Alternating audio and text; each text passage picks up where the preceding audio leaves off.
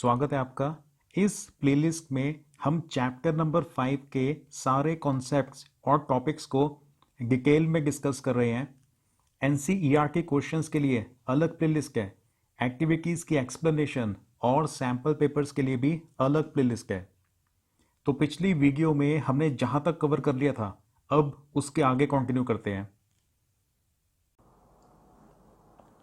Next question है, give examples of cells having changing shape and cells having fixed shape। Question के ना दो part हैं। First part के अंदर आपसे ऐसे एग्जांपल्स पूछे जा रहे हैं सेल्स के जो अपनी शेप को चेंज कर सकते हैं, और क्वेश्चन के बी पार्ट में हमने कुछ ऐसे सेल्स का एग्जांपल देना है जिनकी शेप कभी भी चेंज नहीं होती, जिनकी शेप हमेशा ही फिक्स्ड होती है। चलो आंसर पे आते हैं। पहले कुछ ऐसे एग्जांपल्स देखते हैं सेल्स के जो अपनी शेप को ना चेंज कर सकते हैं। Examples of sales having changing shape. तो इसमें सबसे पहला एग्जांपल तो अमीबा का है। अमीबा यूनिसेलुलर ऑर्गेनिज्म है।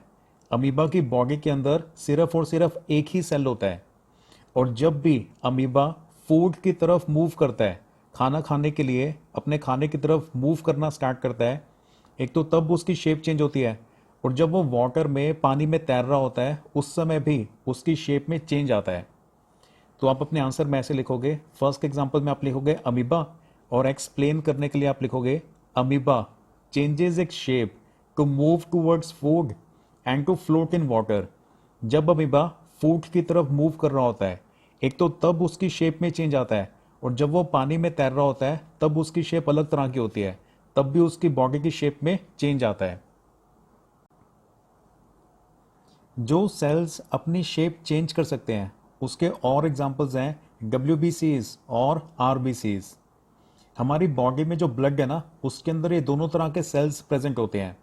RBCs का मतलब रेड ब्लड सेल्स, और WBCs का मतलब वाइट ब्लड सेल्स।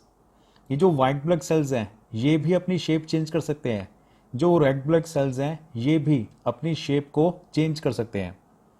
जो वाइट ब्लड सेल्स होते हैं ना, उनका काम होता है हमारी बॉडी के अंदर जो भी जर्म्स हैं, जो भी बैक्टीरिया या वायरसेस हैं, उन्हें किल करना। और जर्म्स को किल करने के लिए वाइट ब्लड सेल्स जर्म्स को पूरी तरह से एनकैप्सुलेट कर लेते हैं। क्योंकि ये अपनी शेप चेंज कर सकते हैं ना, इसी वजह से वाइट ब्लड सेल्स जर्म्स को किल कर पाते हैं। जो रेड ब्लड सेल्स होते हैं उनका काम होता है ऑक्सीजन को ट्रांसपोर्ट करना। जो रेड ब्लड सेल्स होते हैं ना, वो ऑक्सीजन के काफ़ी सारे पार्टिकल्स को पकड़ के एक जगह से दूसरी जगह तक हमारी बॉडी में ट्रांसपोर्ट करते हैं। हमारी बॉडी में जितने भी सेल्स होते हैं ना, उन सारे सेल्स को ये ऑक्सीजन सप्लाई करके आते हैं, और ये भी अपनी शेप चेंज कर सकते हैं, जिसकी वजह से ये काफ़ी छोटी जगह से भी आसानी से पास हो पाते हैं। तो WBCs में आप ऐसे लिखोगे, the white blood cells have the ability to change their shape. It helps WBCs to kill bacteria. जो हमारी बॉडी में वाइट ब्लड सेल्स प्रेजेंट है ना, वो भी अपनी शेप को चेंज कर सकते हैं, और शेप को चेंज करने की एबिलिटी होने की वजह से ही हमारी बॉडी में जो जर्म्स होते हैं उन्हें ये वाइट ब्लड सेल्स आसानी से किल कर पाते हैं। फिर RBCs के अंदर आप ऐसे लिखोगे, the red blood cells can also change their shape. It allows them to pass through tiny capillaries. जो हमारी बॉडी में रेड ब्लड सेल्स प्रेजेंट हैं वो भी अपनी शेप को चेंज कर सकते हैं, और क्योंकि वो अपनी शेप चेंज कर सकते हैं इसी वजह से वो टाइनी कैपिलरीज में से भी आसानी से पास हो जाते हैं। हमारी बॉडी में ना 3 तरह के पाइप्स होते हैं जिनके अंदर ब्लड मूव करता है। जो सबसे मोटे वाला पाइप होता है उसे तो हम बोलते हैं आर्टरीज। वेन्स उससे ज़्यादा पतली होती हैं, और जो कैपिलरीज होती हैं वो बहुत ज़्यादा पतली होती हैं। तो क्योंकि कैपिलरीज का साइज बहुत ज़्यादा कम होता है, तो कैपिलरीज में से जब ब्लड ने पास होना होता है तो ब्लड में जो RBCs है ना, वो अपनी शेप में चेंज ले आते हैं। क्योंकि ये अपनी शेप चेंज कर पाते हैं, इसी वजह से ये आसानी से कैपिलरीज के बीच में से भी पास हो जाते हैं, और कैपिलरीज के बीच में स्पेस बहुत कम होती है। अब क्वेश्चन के बी पार्ट पे आते हैं। क्वेश्चन के बी पार्ट में हमने ऐसे सेल्स के एग्जाम्पल्स देने हैं जिनकी शेप कभी भी चेंज नहीं होती, जिनकी शेप हमेशा ही फिक्स रहती होती है। तो उसमें फर्स्ट एग्जांपल तो है नर्व सेल्स। जो नर्व सेल्स है ना, उनकी शेप कभी चेंज नहीं होती, उनकी शेप हमेशा ही फिक्स रहती है। हमारा जो ब्रेन है ना और हमारी जो स्पाइनल कॉर्ड है उसमें से काफ़ी सारी वायर्स निकल के पूरी बॉडी में फैली हुई हैं। वो आपको एक्सप्लेन करने के लिए मैं वायर्स कह देता हूँ। हमारे ब्रेन में से काफ़ी सारी नर्व्स निकलती हैं और वो पूरी बॉडी के अंदर फैली हुई हैं। उनमें जो सेल्स होते हैं उन्हें बोला जाता है नर्व सेल्स। तो एक तो उनकी शेप फिक्स होती है, उनकी शेप कभी चेंज नहीं होती है। वो सिग्नल्स को ट्रांसफ़र करते हैं, हमारे ब्रेन से सिग्नल्स निकल के पूरी बॉडी में नर्व्स के थ्रू ही जाते हैं। और सेकंड है प्लांट सेल्स। जो प्लांट सेल्स है ना उनकी जो शेप है वो भी फिक्स्ड होती है, उनकी शेप चेंज नहीं होती। उनकी शेप इसलिए नहीं चेंज होती क्योंकि प्लांट सेल्स के पास ना एक एडिशनल सेल वॉल भी होती है। और जो सेल वॉल होती है वो काफ़ी ज़्यादा रिजिड होती है, काफ़ी ज़्यादा सख्त होती है, जिसकी वजह से वो अपनी शेप चेंज नहीं कर पाते हैं। सेल मेम्ब्रेन अलग होता है, सेल वॉल अलग होता है। जो एनिमल्स है ना, एनिमल्स के सेल्स में जो आउटर लेयर होती है उसे सेल मेम्ब्रेन बोलते हैं, जिसे प्लाज्मा मेम्ब्रेन भी बोल देते हैं। जो प्लांट्स के सेल्स होते हैं उनके पास सेल मेम्ब्रेन तो होती ही है, उसके बाद एक सेल वॉल भी होती है, क्योंकि प्लांट्स ने ना एक्सट्रीम क्लाइमेटिक कंडीशंस को हैंडल करना होता है। देखो बाहर जब मौसम ख़राब होता है तो एनिमल्स तो शेल्टर में आ जाते हैं, ह्यूमंस अपने घर के अंदर चले जाते हैं, लेकिन जो प्लांट्स हैं उन्होंने तो बाहर ही रहना होता है। उन्हें एक्सट्रीम क्लाइमेटिक कंडीशंस को हैंडल करना पड़ता है। इसलिए प्लांट सेल्स के पास ना सेल मेम्ब्रेन तो होती ही है, साथ में एक एक्स्ट्रा सेल वॉल भी होती है। क्योंकि उनके पास ये एक्स्ट्रा सेल वॉल है जो कि काफ़ी ज़्यादा रिजिड है, इसकी वजह से जो प्लांट सेल्स हैं वो अपनी शेप को चेंज नहीं कर पाते। प्लांट सेल्स की जो शेप है वो फिक्स्ड ही रहती होती है। तो नर्व सेल्स की शेप भी फिक्स्ड होती है और जो प्लांट सेल्स होते हैं उनकी शेप भी फिक्स्ड रहती होती है। ये दोनों फिक्स्ड शेप वालों का एग्जाम्पल है। नेक्स्ट क्वेश्चन पे आते हैं। There is division of labour in multi cellular organisms such as human beings, what is the meaning of this statement. देखो क्वेश्चन में ये बोल रहे हैं कि जो ह्यूमन बींग्स हैं वो मल्टी सेलुलर ऑर्गेनिजम्स में आते हैं। ये तो सही है क्योंकि हमारी बॉडी के अंदर बहुत ज़्यादा सेल्स प्रेजेंट होते हैं, तो हम मल्टी सेलुलर ऑर्गेनिजम्स की कैटेगरी में आते हैं। और मल्टी सेलुलर ऑर्गेनिजम्स में डिवीजन ऑफ लेबर होता है। तो ये डिवीजन ऑफ लेबर होता है, इस बात का मतलब क्या है ये हमने एक्सप्लेन करना है। देखो डिवीजन ऑफ लेबर का मतलब है कि बॉडी के अलग अलग सेल्स अलग अलग तरह के फंक्शंस को परफॉर्म करते हैं। हमारी बॉडी में अलग अलग ऑर्गन्स हैं, मतलब अलग अलग ग्रुप ऑफ सेल्स हैं जो कि स्पेसिफिक फंक्शंस को परफॉर्म करते हैं। कोई भी एक सेल सारी की सारी बॉडी के फंक्शंस को परफॉर्म नहीं कर सकता। जैसे हार्ट के जो सेल्स हैं वो अलग काम करते हैं, किडनी के सेल्स डिफरेंट काम करते हैं, जो रेस्पिरेटरी सिस्टम है उसका काम डिफरेंट है, ब्रेन का काम डिफरेंट है, आइस में जो सेल्स हैं उनका काम डिफरेंट है। तो अलग अलग ऑर्गन्स अलग अलग फंक्शन परफॉर्म करते हैं पूरी बॉडी के अंदर। डिवीजन ऑफ लेबर का मतलब ये होता है। नेक्स्ट पेज पे आंसर में और डिटेल में डिस्कस करते हैं इसे ना।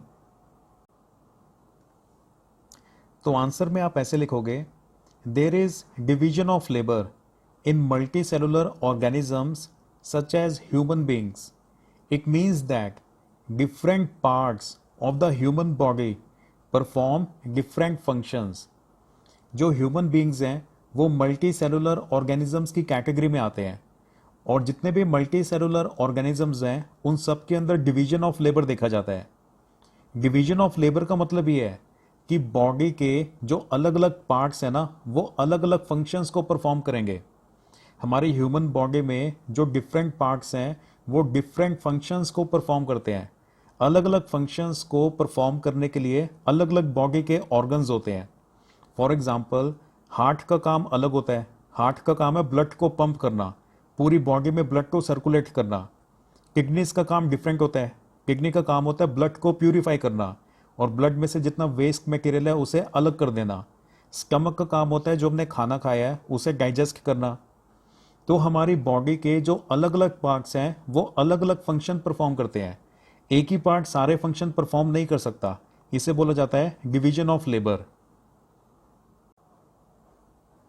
नेक्स्ट पॉइंट में आप लिखोगे, specific functions are carried out by specific group of cells at specific place in the body. हमारी बॉडी के अंदर ना अलग अलग जगह पे अलग अलग ग्रुप ऑफ सेल्स प्रेजेंट होते हैं जो अलग अलग तरह के फंक्शंस को परफॉर्म करते हैं। जैसे ब्लड को प्यूरिफाई करने का जो काम है वो किडनी के अंदर होगा, अब किडनी हमारी बॉडी में जहाँ पर प्रेजेंट है, तो वहाँ पे जो ग्रुप ऑफ सेल्स हैं वो ब्लड को प्यूरिफाई करने का काम कर रहे हैं, उस फंक्शन को परफॉर्म कर रहे हैं। वैसे फूड हमारा स्टमक के अंदर और इंटेस्टाइन में डाइजेस्ट होता है, तो वहाँ पे जो सेल्स प्रेजेंट हैं, वहाँ पे जो ग्रुप ऑफ सेल्स हैं, उनका फंक्शन डिफरेंट है। हमारी बॉडी में अलग अलग जगह पे specific group of cells present हैं जिनका एक खास स्पेसिफिक फंक्शन होता है। क्लियर? और डिवीजन ऑफ लेबर को आप इस तरह से भी लिख सकते हो, different functions are performed by different group of cells in the body, this is known as division of labour. अलग अलग तरह के फंक्शंस को परफॉर्म करने के लिए हमारी बॉडी के अंदर अलग अलग तरह के ग्रुप ऑफ सेल्स प्रेजेंट होते हैं, इसी को बोला जाता है डिवीजन ऑफ लेबर। एग्जाम्पल के अंदर आप ऐसे लिख सकते हो, द हार्ट पंप्स ब्लड। जो हमारी बॉडी में हार्ट है उसका काम होता है ब्लड को पंप करना। वो 24 आवर्स हमारी बॉडी में ब्लड को पंप करता रहता है, जिसकी वजह से ब्लड हमारी पूरी बॉडी में सर्कुलेट होता रहता है। Stomach digest food. हमारी बॉडी में फूड को डाइजेस्ट करने का काम स्टमक का होता है। स्टमक के साथ में इंटेस्टाइन भी होती है, स्मॉल इंटेस्टाइन और लार्ज इंटेस्टाइन। ये तीनों चीज़ें मिलके फूड को कंप्लीटली डाइजेस्ट करते हैं। Kidneys filter blood and remove waste products. जो किडनीज है ना, हमारी बॉडी में 2 किडनीज होती हैं, वो लगातार ब्लड को ना फिल्टर करती रहती है और ब्लड में से जितने भी वेस्ट प्रोडक्ट्स होते हैं जो बॉडी के लिए रिक्वायर्ड नहीं होते हैं, उन सबको रिमूव कर देते हैं। जो किडनीज है वो ब्लड को फिल्टर करती है ना, उसी की वजह से हमारी बॉडी में यूरिन बनता है। जो यूरिन होता है ना, उसमें 5% वेस्ट प्रोडक्ट्स होते हैं और बाकी का जो 95% है वो वाटर ही होता है।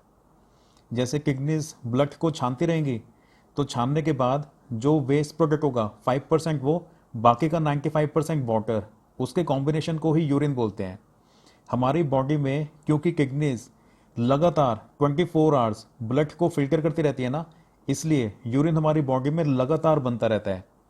जब सफिशिएंट अमाउंट कलेक्ट हो जाता है, फिर हम उसे अपनी बॉडी से थ्रो कर देते हैं।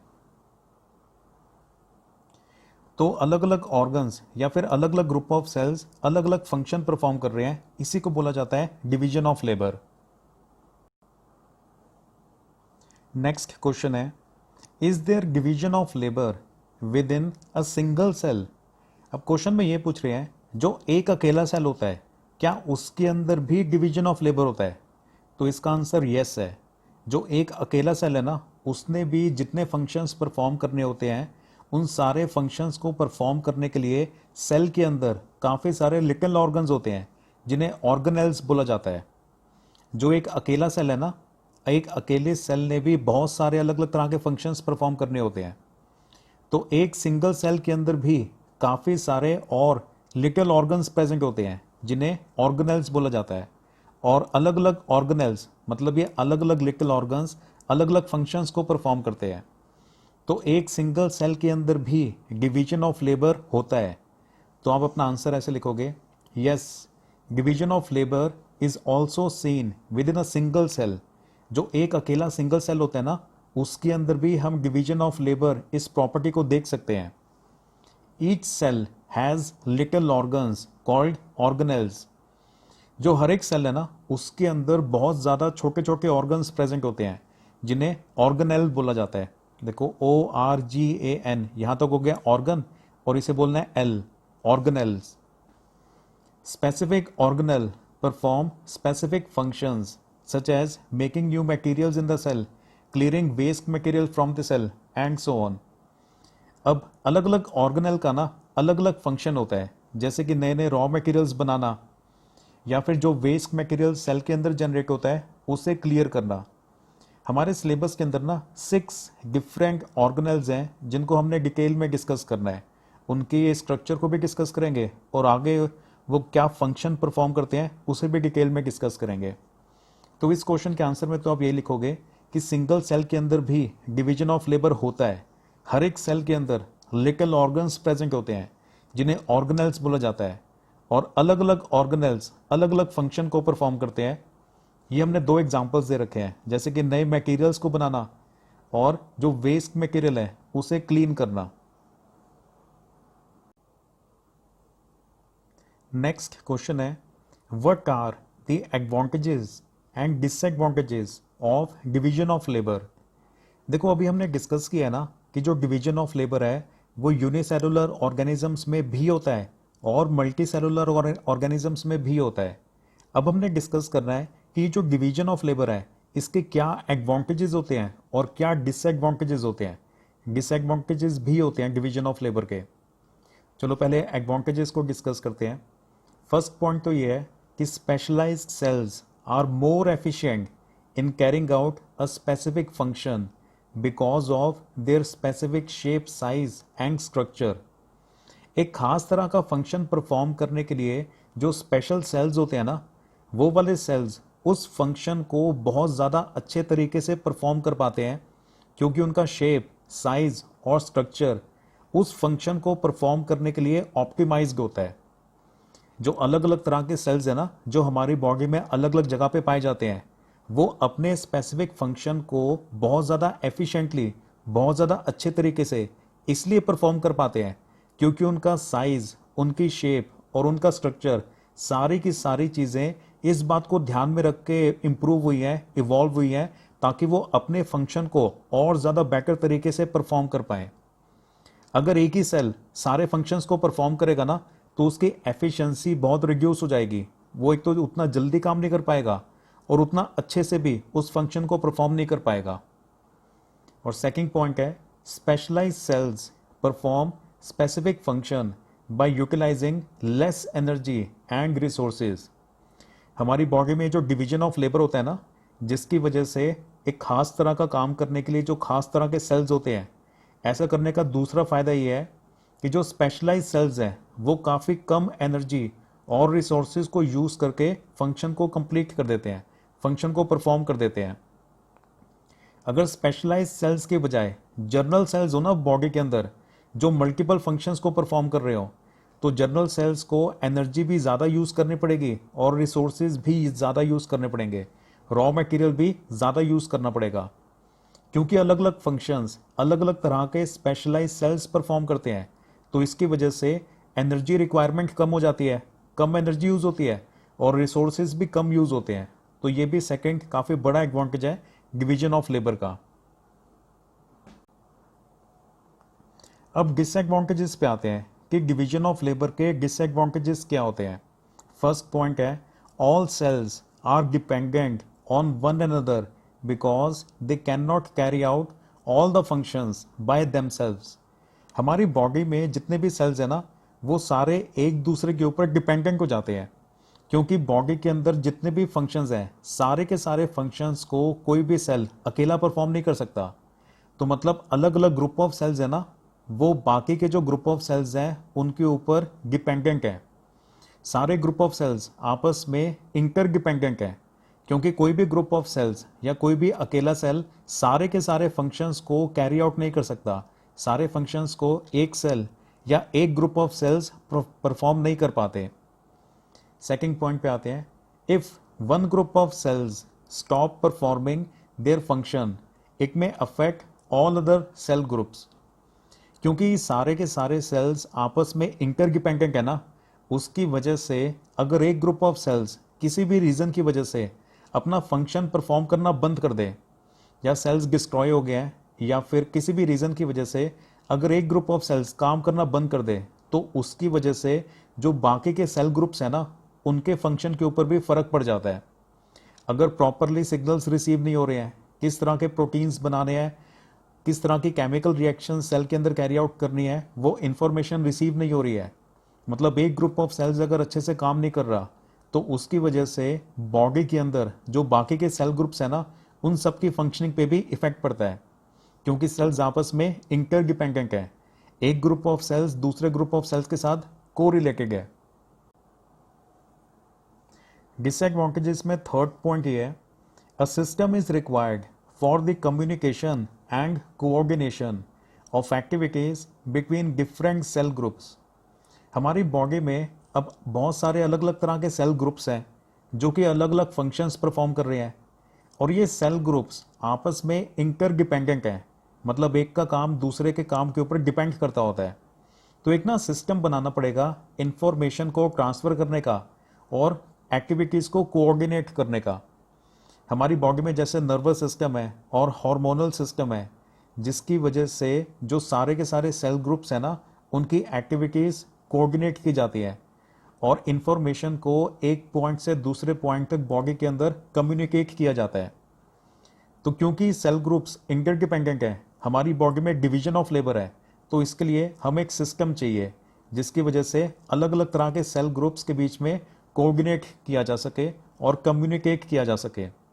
तो हमारी बॉडी के अंदर नर्वस सिस्टम होता है और हार्मोनल सिस्टम होता है। दो सिस्टम है हमारी बॉडी के अंदर, जिसकी वजह से अलग अलग तरह के सेल ग्रुप्स को कोई भी मैसेज अगर ट्रांसफ़र करना हो तो वो ट्रांसफ़र किया जा सकता है, और उनकी एक्टिविटीज़ अगर सिंक्रोनाइज करनी हो या उनकी एक्टिविटीज़ के बीच में किसी भी तरह का कोऑर्डिनेशन करना हो तो वो कर पाते हैं। तो एक सिस्टम की रिक्वायरमेंट होती है और हमारी बॉडी में नर्वस सिस्टम है जो इस एक्टिविटी को परफॉर्म कर पाता है। शेर की तरह पूरी ताकत से तैयारी करनी है एग्जाम की। See you in the next video. All the best.